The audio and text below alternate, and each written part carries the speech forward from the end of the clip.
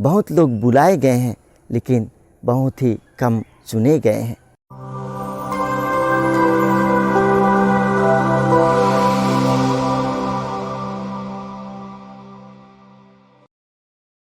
ख्रिस्त में प्यारे दोस्तों, हम आज के पवित्र सुसमाचार में पढ़ते हैं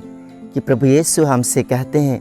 कि स्वर्ग का राज्य उस राजा के सदृश है जिन्होंने अपने बेटे के विवाह में भोज का आयोजन किया। और प्रभु हमसे यह भी कहते हैं कि राजा विशेष चुने हुए अतिथियों को इस विवाह भोज में सम्मिलित होने के लिए बुलाते हैं। और यह भी बतलाते हैं कि ये जो अतिथि हैं इस राजा के निमंत्रण को तिरस्कार करते हुए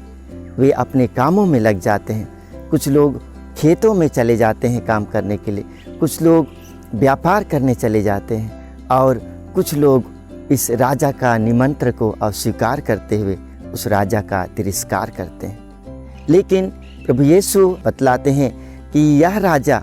अपने बेटे का विवाह का जो भोज आयोजन करने के लिए जो ठाना था उसे वह कैंसल या दरखास्त नहीं करता है, बल्कि इस विवाह भोज का वह आयोजन करता है और नौकरों से कहता है कि वे गली में जा कर के लोगों को बुलाएं, निमंत्रित करें। और सुसमाचार में पढ़ते हैं कि विवाह भोज का वह हॉल अतिथियों से भर जाता है। लेकिन राजा यह भी नोटिस करता है, देखता है कि उस विवाह भोज में सम्मिलित लोगों में से किसी एक ने पूरी तैयारी के साथ नहीं आया है, विवाह भोज का वस्त्र नहीं पहना है, और राजा उस व्यक्ति को उस विवाह भोज से बाहर कर देता है। ख्रिस्त में प्यारे दोस्तों, इस विवाह भोज के दृष्टांत के माध्यम से प्रभु यीशु आज हमें पुनः पवित्र यूखरिस्त के बारे में बतलाना चाहते हैं और हमसे यह कहते हैं कि हर मिस्सा पूजा बलिदान में वह हमारे लिए पवित्र यूखरिस्त के रूप में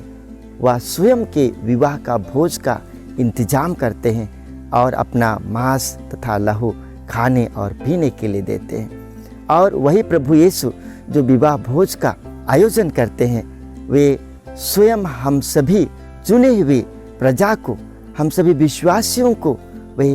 हर समय निमंत्रण पत्र भेजते हैं, निमंत्रित करते हैं कि हम सभी ख्रिस्ती चुने हुए प्रभु के अतिथि इस पवित्र भोज में, पवित्र यूखरिस्त में सम्मिलित हों। आज हमें पूछने की आवश्यकता है कि क्या हम प्रभु यीशु के इस निमंत्रण को स्वीकारते हुए पूरी तैयारी के साथ क्या हम पवित्र यूखरिस्त में मिस्सा पूजा बलिदान में भाग लेते हैं, या क्या हम इन अतिथियों की तरह अपने कामों में व्यस्त हो जाते हैं, खेतों में चले जाते हैं, व्यापार में लग जाते हैं, या प्रभु के निमंत्रण को हम तिरस्कृत करते हुए उसके यह निमंत्रण को स्वीकार भी नहीं करते हैं, या क्या हम उस विवाह भोज में सम्मिलित उस व्यक्ति की तरह हैं जो बिना तैयारी के साथ इस विवाह भोज में सम्मिलित हुआ था, जिसे राजा ने उस विवाह भोज से बाहर निकाल दिया था। ख्रिस्त में प्यारे दोस्तों, हमें प्रभु के द्वारा आयोजित यह पवित्र यूखरिस्त में हमें पूरी तैयारी के साथ आना है। हम जानते हैं कि जब कोई प्रोग्राम होता है चर्चों में, उस मिस्सा पूजा बलिदान में हम सज धज के अच्छे कपड़े पहन करके हम मिस्सा पूजा बलिदान में भाग लेते हैं, यूखरिस्त में हम भाग लेते हैं। लेकिन क्या हम अपने आध्यात्मिक रूप से उस पवित्र यूखरिस्त सम्मेलन में, पवित्र मिस्सा पूजा बलिदान में तैयार होकर के सम्मिलित होते हैं?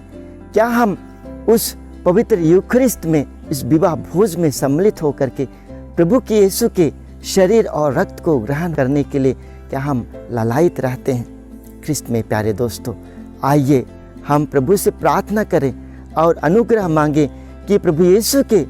इस विवाह भोज में, इस पवित्र यूखरिस्त सम्मेलन में हम पूरी तैयारी के साथ आध्यात्मिक रूप से और शारीरिक रूप से तैयार होके हम इस पवित्र यूखरिस्त सम्मेलन में हम भाग लेंगे। क्योंकि प्रभु यीशु सुसमाचार के आखिरी में हमसे यह भी कहते हैं,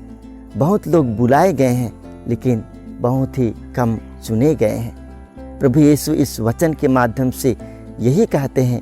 कि हमारी तैयारी किस प्रकार इस विवाह भोज में सम्मिलित होने के लिए होना है। हम में से कई लोग विवाह भोज में सम्मिलित होंगे, लेकिन तैयारी के साथ बहुत ही कम लोग सम्मिलित होंगे। इसलिए ख्रिस्त में प्यारे दोस्तों, आइए हम प्रभु से प्रार्थना करें। आमीन।